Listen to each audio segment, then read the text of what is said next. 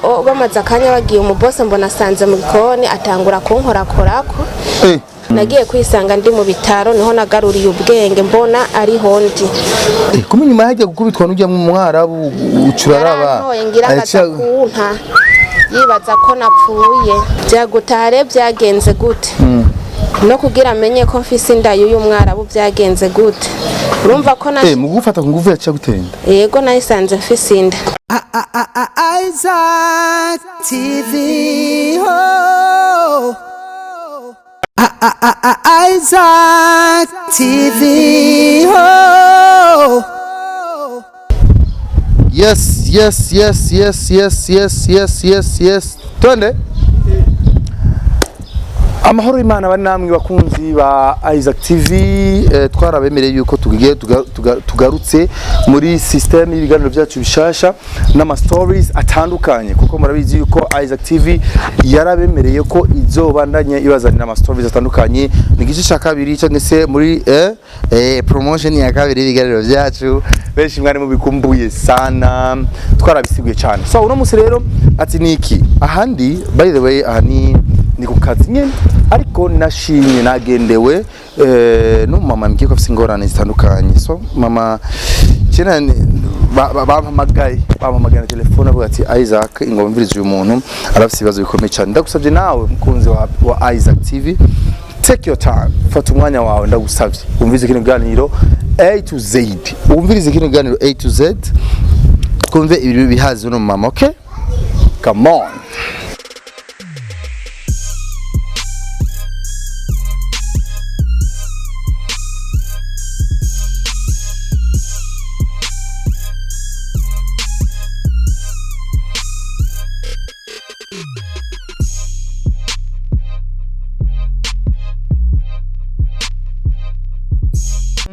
Hajya witwa nde? Rukundo Chantal. Yego. Sanzuva. Uvuka ya Cibitoke komine Buganda. Aho ujuva mu ntara ya Cibitoke? Urataha none? Yego. Oh, polisana.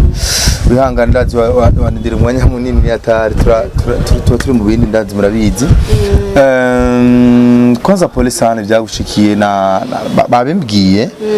gato ariko sinabitahuye neza bavuga ati okay naco katuraza gufata umwanya tuyage. Avuze ngo witwa Chantal? Yego. Urubatse? Oya. Ese bana bangahe? Babiri. Se bana ari? Twari twaravanye. Namwe aravanye? Okay. Ujumbura uri mu biki? Ujumbura naje kuraba mwebwe nyene. Wajino uje guturondera tubunye. Okay. Watubonye. Ufite ingorane nyabaki? Tugira ko turaba kumbere batwumva. Ingorane mfise abavyeyi cyatumye ndabatumbera. Ni ingorane nagiriye mu mahanga. Nagiye kurondera nkuko abandi barondera. Hanyuma ubuzima ntibwampiriye ibyo nipfuza sibyo byambayeko. Je naragiye nshikira mu kazi nkuko abandi bagenda gashikira mu kazi. Ariko sinahagiriye amahirwe bafashe neza nkiyashika mu nyuma bamfata nabi baza bancisha ibiraka bantwara mu zindi nzu nkora duhere kwanza gato tutambure buke wavuye ngaha ndakujana jewe nagiye ari umuntu anubwiye ati genda urondera ubuzima muri iki gihugu muri Saudi yego maze kugenda rero nakiriwe n'umubose bakunda kuvuga ngo kugura amahera muri ha kugira mugende nivyo jewe amahera narishe ya passport gusa ibisigaye sina kugira ngo byagenze gute okay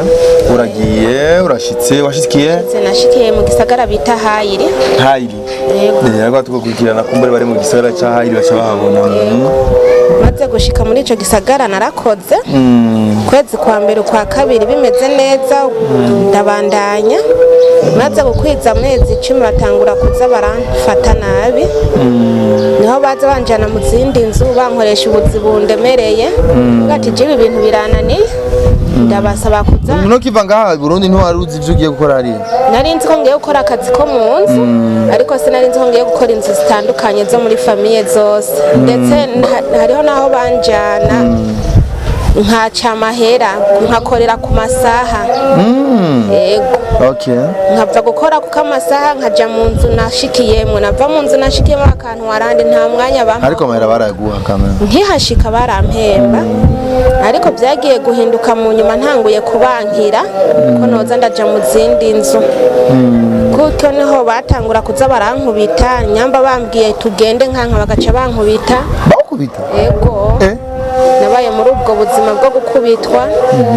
ivyo byatangiye guhinduka nyuma y'imisi ngahe ubaye ngaha y'amezi 10 gutyo nyuma y'amezi 10 yego okay maze kugenda nkuko hari habaye kinone ko bwa mbere mwari mumereye neza muca mutangura kumerera nabi bwari bundemereye narumva ko naniwe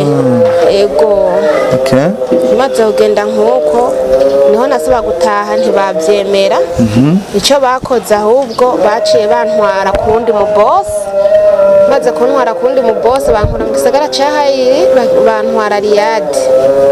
iyo Riyadi numva ngo ni muri Riyadi ariko sinzi Riyadi ya bara Riyadi sinzi aho hari haherereye uwo mu boss turakorana kwanza ntarakorana naramubajije mu boss yarantwaye ati none je unjanye hehe ko mbonye utanze ama passport utanze ibintu byose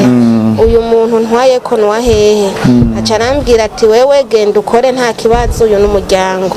sinamenyereye ko ngiye gukora mu muryango nuko ngurishijwe ntabyo nzi kuko hari abarafise ukungene bagurishanya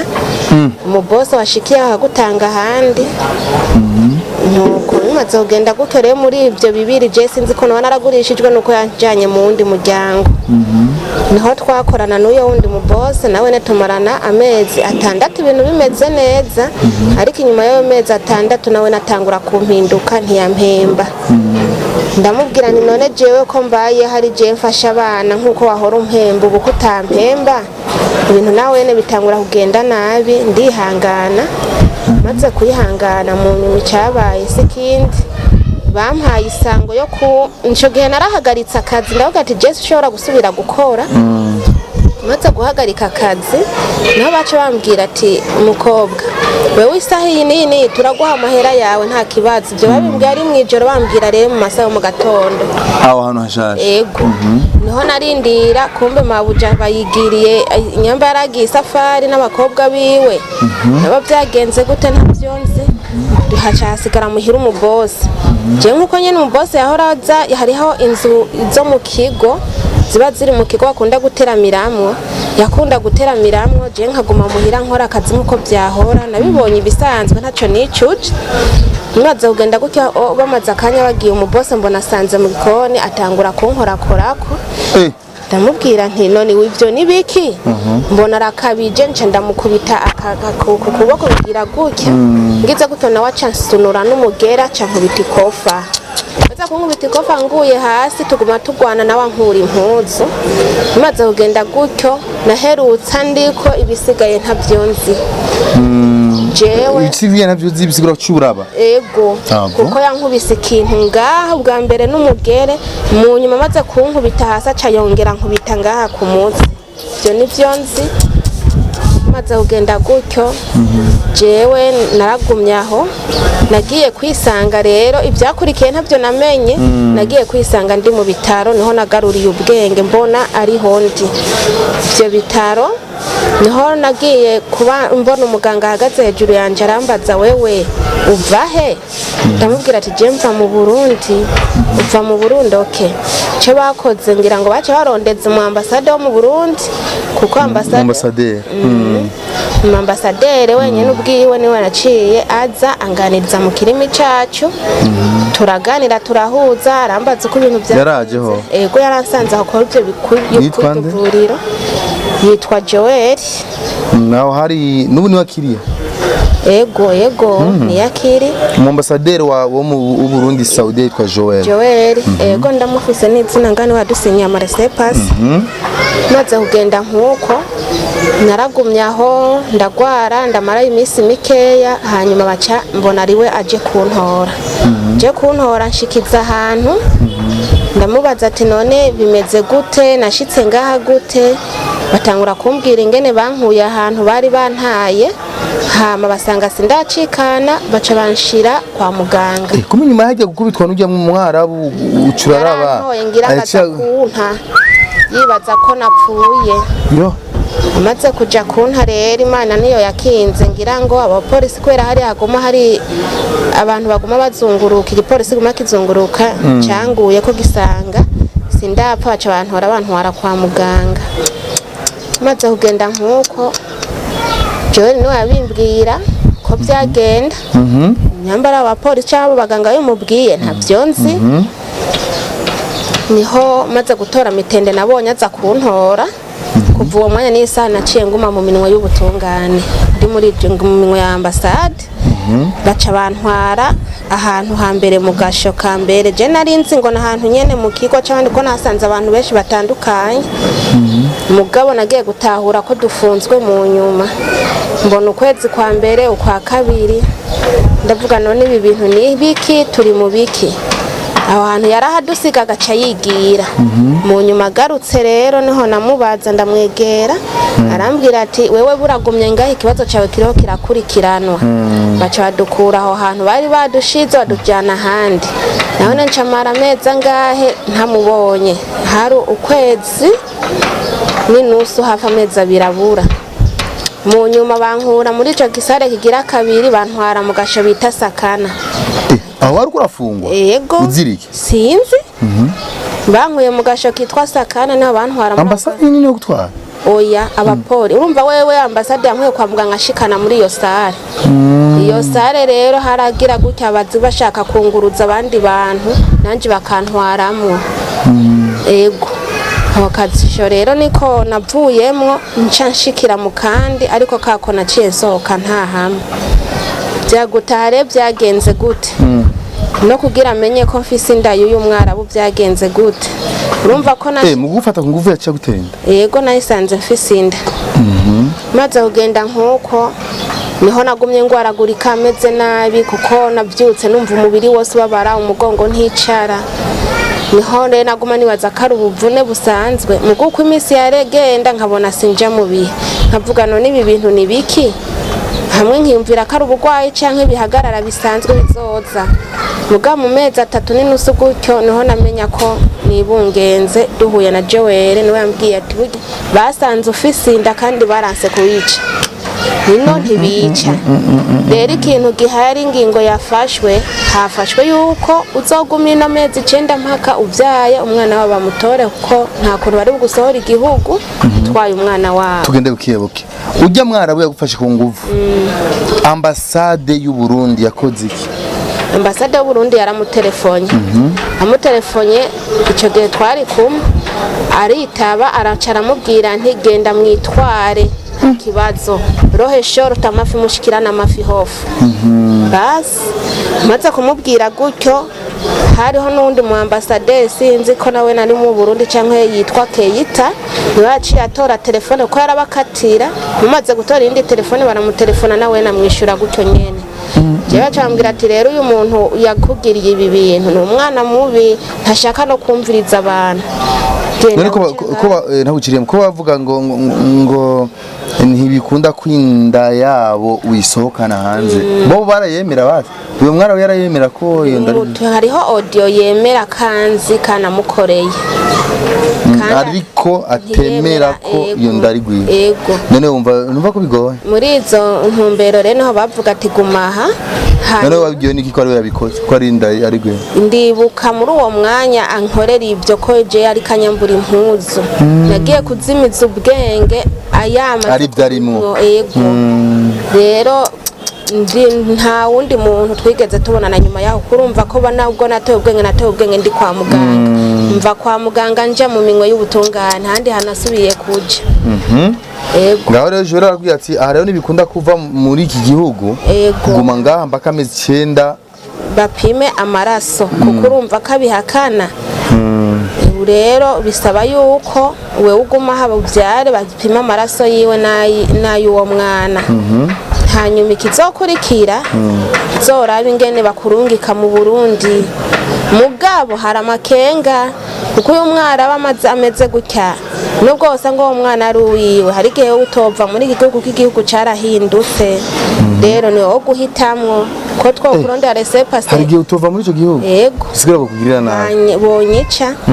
yego canke ntapfuye bakanya kuwo mwana jewe nkaca mfungwa imyaka n'imyaka ndavuga none ico ivyo bihano byose noba ndabiguyemwo gute arambwira ati sinzi kuko ino haragoye ni benshi bishikira ndetse no kubanyonga bamwe bakanabanyonga yego hari n'umukobwa twiza gutabariza maskini ya Mungu ryari ryaje niho meruka kubumva ngo bamuzana ari kiziga yego rero kuba byashitse ntana kwico bakagutora ukaja no kwa muganga wewe je mbona umenga no gukorera do ntuzeye resepase ugasohokana n'abagomba gusohoka atari ukukagumino urahasiga ubuzima ntuzuvuge ko ari jewe amaraso yawe ntaza kumbazeko muri make rero je nobanza gushimira ambasaderi kuko yarakoze ibikomeye kuba ndi ngaha ku butaka bw'u Burundi ni kubwa yaciye ashiramo inguvu nyinshi kugira aho uhave ndahave kuko bagoma bavuga rindira rero maze kuba nosohoka nasohotse gutyo nsohokana iyo nda y'amezi 6 jewe nashitse no 2006 z'ukwindwi z'uyu mwaka nyene hirya y'ejo ngiyo resepase hano maze kugenda nk'uko rero maze gushika urumva ko nshitse narahohotewe hariya maze igihe mfunzwe nta buryo ntaki nje mfise iyo nda muri make nta buryo mfise bwo kuzorera uyu mwana w'abandi sifise aho ndamuraza nanje ubwandi ko ndaturatura inzara mu nda kandi Imana ingiriye neza nshobora kwibaruka muri uku kwezi nyene umwana nyavukuzo yakubaza sebuzo mwishuri nibyo nanje byanteye ukibazo n'ubwoba ndavuga ati mbega uyu mwana akari umunyamahanga je ubwanje nkaba taco nishoboje nzovuga gute nzomurera gute ko nabo mfise ari jewe ndi mu mugabo nkabamwe umugore uramaze ugishika i Burundi warabandanyije procedure zo kwitwarira uyo mujama kuko ndazi uko biri kose wari kubandanya urutonde rwo kubandanya umwitwarira hariya uko biri kose ambasade y'u Burundi hariya barakorana na leta yabo ndafise nimero ziwe za nyakubahwa Joel turaganira akambwira ikibazo cawe ngo kiragoye ngo ko washitse nta kibazo kuko aho kinagore sahandi urumva ko we wari wararavye wewe ashobora kuvuga ati siyo ndasigwanje ko nta cemeza na kimwe cerekana yuko ari we yabikoze oya cemeza kirahari kuko kirahari yego ko ari we yagufasha ngo jewe ndi hariya no kugira abandondere dossier naramubariye mu kureklama mvuga ati none je nsohoka gute niyinda niki arambwira ati cambere nyagamagara ica kabiri cojo yo taza gusaba yo batakora amatohoza abapolisi ngo basange warahohotewe kandi nawe mu nzu yiwe babone ingene byagenda wacunyongwa niryo tegeko yaba wewe wacunyongwa iyo batari kugira iyo batagira itohoza ngo basange wahohotewe bari gucunyongwa urumva ubwiwe niwe yabimbwiye ndamubazana n'iryo tohoza mwabibonye gute ngo byafashwe na kamera Imana yaragize neza ntiyayikufye ntiyabikuyemwo cyangwa yikupa imbere yo bisigura birahari rero je kubera ntabikurikirana ntavyo nshobora kumenya yo ingene byagenze niyo mpamvu kandi kuba narashitse cyangwa kumbika ntibanyonge bababwira ni kubera babonye fisi yinda yego nuko none efina urero shakiki muri make je nariko ndatabaza ntabaza Abarundi n'Abarundi kazi ndetse uwo bashoboye uburyo bwose ngene yomfasha kuko ubwanje ndi mu mazi abira nta kintu kimwe mfise uyu mwanya mu mbona naje imbokoboko yego duhera bari bampemba ico gihe naguzemo agaparasera ndubaka ariko ntikari bwuzure wakankurikiraniye yandiye amahera inzu ntiyayihaye igiti ciyicarako ibyo bita sheropanti